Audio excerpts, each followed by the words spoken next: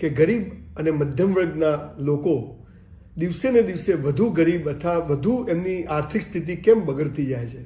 અને આર્થિક સ્થિતિ બગડે એટલે માનસિક બગડે અને પછી શારીરિક બગડે અને પછી બધું ઘર બધું રમણ ભમણ થાય અને પછી છેક ઊંચા વ્યાજે પૈસા લેવા ત્યાંથી સુસાઇડ સુધી માણસ પહોંચી જાય છે. આવું કેમ બને છે? બધા મનુષ્ય છીએ, બધાને સફળ થવાનો સરખો ચાન્સ છે જે લેવલે છીએ ત્યાં આગળ. પણ સામાન્ય રીતે ગરીબ અને મધ્યમ વર્ગના લોકો 80% લોકો, 90% લોકો, 95% લોકો એમ કહો તો ખોટું નથી, એની એ જ પરિસ્થિતિમાં જન્મે છે ને એની એ જ પરિસ્થિતિમાં જીવે છે ને એની એ જ પરિસ્થિતિમાં મરે છે. આનું કારણ શું છે? એમાંથી બહાર આવવા શું કરવું એ પાછો અલગ વિડીયો બનાવીશું, કદાચ આમાં સાથે વાત થઈ પણ જાય.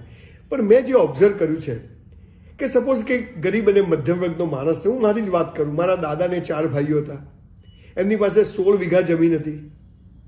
4 ભાઈ જુદા થયા, 4 ભાઈઓએ કશું જ કર્યું નહીં. ફાધરની જે જમીન હતી એને સાચવી, એમાં ખાધું પીધું મોજ કરી. 4ને 2, 3, 4 બાળકો થયા.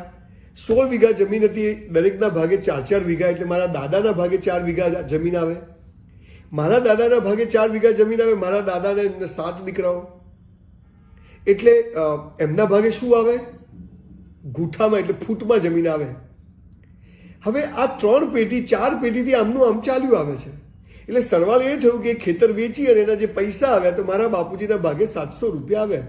16 વીઘાનું ખેતર ગયું, ખેતીમાંથી નામ ગયું, અને 500-700 રૂપિયા એ 80ના વર્ષમાં આવેલા એ ક્યાં ગયા ખબર નથી.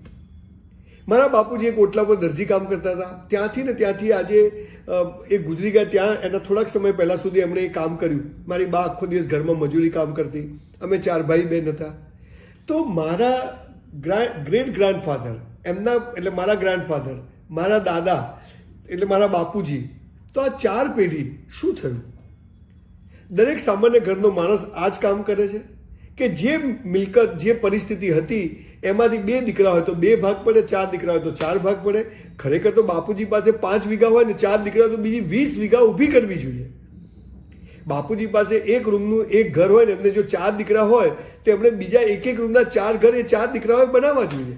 પણ એવું તો થતું નથી. એ એક રૂમની અંદરથી દિવાલ થાય છે, અથવા તો ઉપર એક ભાઈ રહેશે, એક ભાઈ નીચે રહેશે, અથવા એક ઘરની કિંમત કરો કે 1 લાખને 4 ભાઈને 25,000 રૂપિયા વેચો, એના તો ઝઘડા ચાલે છે. એટલે ગરીબ વર્ગ પાસે તો કશું છે નહીં, એ મહેનત કરે. પણ જે મધ્યમ વર્ગનો માણસ છે એ હંમેશા બાપાની શું મિલકત છે, દાદાની શું મિલકત હતી એની ઉપર જ એનું ધ્યાન હોય. અને પછી સૌથી મહત્વની વાત કે એ તો છે જ નહીં, સમજો કે 0માં છે કે માઇનસમાં છે. પછી છોકરો હોય કે છોકરી હોય, એ મા બાપને 3-4 દીકરા દીકરીઓ હોય છે. મને એમ થાય છે કે પહેલાં તો લગ્ન જ શું કરવા, અને લગ્ન કરવા તો 3-4 બાળકો શા માટે? લગ્ન કરે છે, કોઈની દીકરીને આપણા ઘરે લઈને આપણે દુઃખી કરીએ છીએ, આપણે એને સરસ જિંદગી નથી આપી શકતા. અને લગ્નનું બેઝિક 95% કેસમાં લગ્ન કેમ કરવામાં આવે છે? સેક્સ માટે. લગ્ન કેમ કરવામાં આવે છે? બાળકો પેદા કરવા માટે, કે આપણી પેઢી ચાલુ રહે. અથવા 2-4 બાળકો છે તો કમાઈને આપણને આપશે. હું એમ કહું છું કે જો ગરીબ અને મધ્યમ વર્ગમાં આપણો જન્મ થયો છે, આપણે લગ્ન જ નહીં કરવા જોઈએ. આપણે પહેલા આપણા પગ પર ઊભા થવું જોઈએ. જ્યાં સુધી એને નહીં થવું તો નહીં કરવું લગ્ન. આ પાવર સાથે જ્યારે છોકરા છોકરીઓ મધ્યમ વર્ગના જીવશે અને ધન ઉપાર્જન કરશે, પૈસો પેદા કરશે, અને પછી લગ્ન કરશે. લગ્ન કરીશ, મારી પાસે અમારા 2 જણ પૂરતું ખાવાનું નથી, અમારા 2 જણ માટે ઘર નથી, તો હું બાળક પેદા નહીં કરું. શા માટે બાળકો પેદા કરવાના? બાળક આવી જાય છે પહેલા વર્ષે જ, બીજા વર્ષે આવી જાય છે. આપણા બંનેના તો સાંધા મળતા નથી ને બાળક થઈ જાય છે. તો એ બાળકને ખવડાવશો શું? એ પછી બાળકને આપણે કુપોષિતમાં મોકલવું પડે, અથવા સરકારી સ્કૂલમાં ભણાવવું પડે, અને સારી સ્કૂલમાં ભણાવવાના ફીના પૈસા ના હોય. અને સમાજમાં આપણે ગરીબ અને મધ્યમ વર્ગમાં પેદા થઈને મરીએ છીએ, એવા જ બાળકો આપણે પેદા કરીએ છીએ. અને એ બાળકો પર કોઈ જાતનું એડ્યુકેશન નથી મળતું, કોઈ સંસ્કારો નથી મળતા. કેમ નથી મળતા? કે બાપ એકલો કમાઈ નથી શકતો, એટલે મમ્મીને બી કમાવા જવું પડે છે. મમ્મીને કમાવા જવું પડે છે એટલે બાળકો ઉપર અવળી અસરો પડે છે. અને પછી આ પપ્પા મમ્મી બંને જે સવારથી સાંજ સુધી કામ ધંધા કરે છે, એમાં 5% લોકો તો બિલકુલ મહેનત કરી સફળતા મેળવે છે પાછા. આ જે હું વાત કરું છું 90-95% કરું છું. બંને જણા જોબ કરતા હોય, કામ કરતા હોય, એ લોકોના ઘરમાં બધું બગડ્યું નથી, પણ 90% કેસમાં તો આવું જ હોય છે. પછી હસબન્ડ વાઈફના ઝઘડા થાય છે અને એ છેક ડિવોર્સ સુધી પહોંચે છે. આ બધું બાળકો જોવે છે. તો મારી તાકાત નથી ને હું લગ્ન કરું છું, મારી તાકાત નથી ને હું બાળકો પેદા કરું છું, મારી તાકાત નથી ને હું 2, 3, 4 બાળકો પેદા કરું છું. ઈશ્વરની કૃપા છે ને ઈશ્વર બધાને દાંત આપ્યા છે, ચાવવાનું આવશે, ફિલોસોફી બરાબર છે, પણ એ ચાવવાનું જ આપે, એમાં ધન ઉપાર્જન ન થાય. અને પછી મોબાઈલનો યુગ આવી ગયો, ઘરમાં પણો પહોંચે કે ના પહોંચે, મોબાઈલ આવી જાય, પત્ની પાસે મોબાઈલ આવી જાય, ઘરમાં લાઇટ બિલ ભરવાના ઠેકાણા હોય પણ મોબાઈલ 6 મહિને 12 મહિને નવો આવે. આ મોબાઈલ વર્ષે આપણા 10,000 રૂપિયા ખાઈ જાય છે, આપણને સમજ નથી પડતી. એટલે મારું આ ઓબ્ઝર્વેશન છે કે મધ્યમ વર્ગના લોકોએ પહેલા તો લગ્ન કરતા પહેલા છોકરો કે છોકરી 100 વાર વિચારવું જોઈએ. દીકરીઓએ પણ વિચારવું જોઈએ કે હું જે ઘરમાં જઈશ ત્યાં જઈને હું ખાઈશ શું, તો હું શેના માટે લગ્ન કરું છું. અને લગ્નમાં પણ 50,000, લાખ રૂપિયા, 2 લાખ રૂપિયા, 5-10 લાખ રૂપિયા મા બાપ વાપરે છે. નહીં હોય તો લોકો સમૂહ લગ્નમાં જઈને લગ્ન કરે છે. અરે ભાઈ, સમૂહ લગ્નમાં જઈને કરવા પડે એવું કરવું શું કરવા? હા, એ આખો જુદો વિષય છે, સમાજની એક વ્યવસ્થા છે, એ વ્યવસ્થાને આપણે ભાગરૂપે કરવું જોઈએ. પણ હું મારી વાત કરું કે હું લગ્ન કરીશ તો હું મારી વાઈફને 2 ટાઈમ ખવડાવી શકીશ. આ લગ્નના પૈસા મારા પોતાના છે તો હું લગ્ન કરીશ. હું મારું પહેલું બાળક ત્યારે પેદા કરીશ કે જ્યારે હું એ બાળકને સારામાં સારા સંસ્કારો, સારામાં સારું એડ્યુકેશન આપી શકીશ, એને સારી સ્કૂલમાં ભણાવી શકીશ, તો હું બાળક પેદા કરીશ. હું 4-5 બાળકો પેદા કરવાને બદલે એ મારે એક જ દીકરી હોય. મારા 2-3-4 મિત્રોને એક જ દીકરી જ છે, કશું જ નહીં. પણ એ દીકરીઓને તમે જુઓ તો આમ છાતી ગજગજ ફૂલે એવા સંસ્કારો અને એવી સરસ એડ્યુકેશન આપ્યું છે. એટલે મધ્યમ અને ગરીબ વર્ગના લોકો 3-3, 4-4, 5-5 પેઢીથી એટલે પૂરા થઈ જાય છે કે બાપાનું 50 વીઘાનું ખેતર હતું, એના 25-25 વીઘા થાય, એનું 5-5 વીઘા થાય, એનો 1-1 વીઘો થાય, અને છેલ્લે ગુઠામાં આવે, અને છેલ્લે ખેતરોમાં, ગામડામાં ખેતરો વેચી અને શહેરમાં આવીને પછી એક નાનકડો ફ્લેટ લે છે. અને ત્યાં એ લગ્ન કરે છે. એ પત્નીને ખવડાવવાના પૈસા નથી. પત્ની આવે તો એને એ ખબર નથી કે હું બાળકો લાવીશ તો આ બાળકોને હું ભણાવીશ ક્યાં, રાખીશ ક્યાં. અને પછી લોન પર સ્કૂટર, લોન પર એડ્યુકેશન લોન, અને આમ કરતાં કરતાં બસ કાલ કઈ થઈ જશે, મોટિવેશનની વાતો, મહેનત કરો, રિસ્ક લો, એમાં ને એમાં 90% લોકોના જીવનમાં કોઈ જ પરિવર્તન આવતું નથી અને દિવસે ને દિવસે ડિપ્રેશનમાં ને હતાશામાં જાય છે. એટલે હું તો એવું ચોક્કસ માનું છું, મારી જે મેં ભૂલો કરી, મારા પરિવારે ભૂલો કરી, અને એ ભૂલોમાંથી જે શીખ્યા, જે અમે ન થવા દીધી.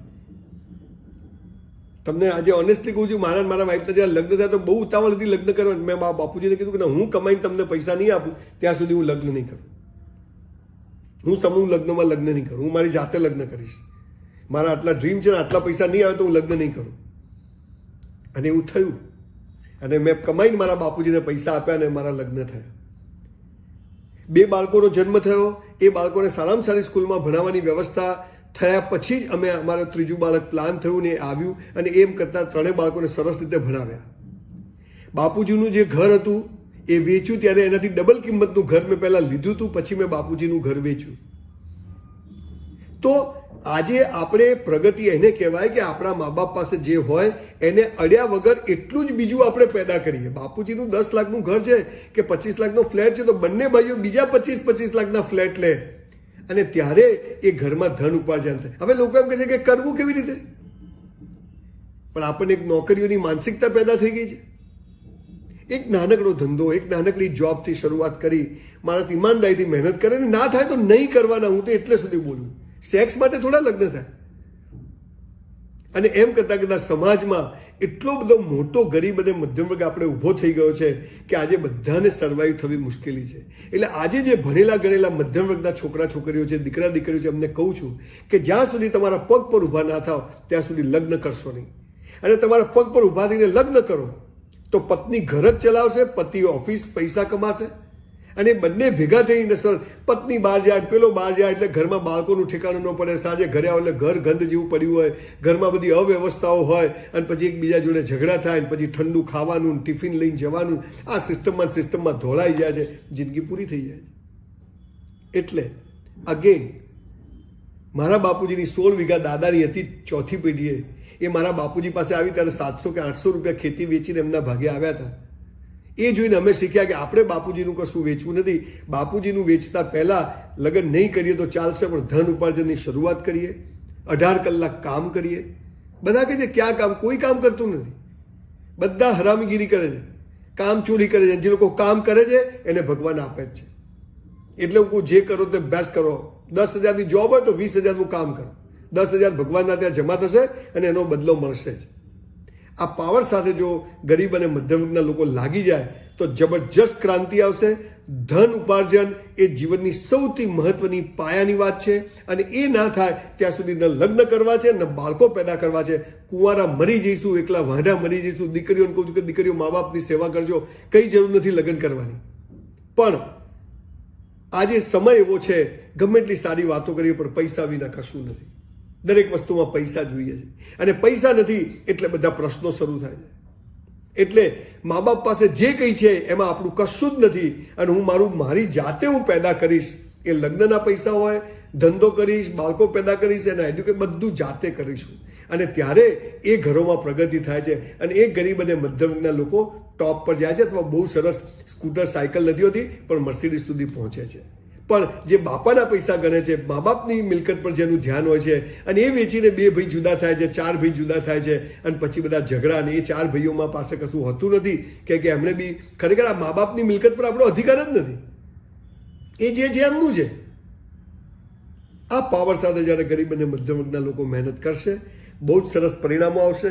હું ચાહું છું કે આ વિડીયોના માધ્યમથી ઘણી ગેરસમજો પણ થવાના ચાન્સીસ છે પણ મારો હેતુ એ છે કે આપણા મા બાપના ખેતરો ઉપર, આપણા મા બાપના ઘરો ઉપર, આપણા મા બાપની મિલકતો ઉપર આપણો કોઈ રાઈટ નથી અને એમાં જો આપણે ગરીબ અને મધ્યમ વર્ગના છીએ તો આપણે જાતે ઊભા થઈશું, શૂન્યમાંથી સર્જન કરશું. ભગવાને હાથ આપ્યા છે, કામ પણ આપશે, દાંત આપ્યા છે, ચાવવાનું પણ આપશે, પણ મહેનત તો આપણે કરવી પડશે. એટલે જાતે લગ્ન કરીશું, બંને જણા સક્ષમ હોઈશું ત્યારે લગ્ન કરીશું.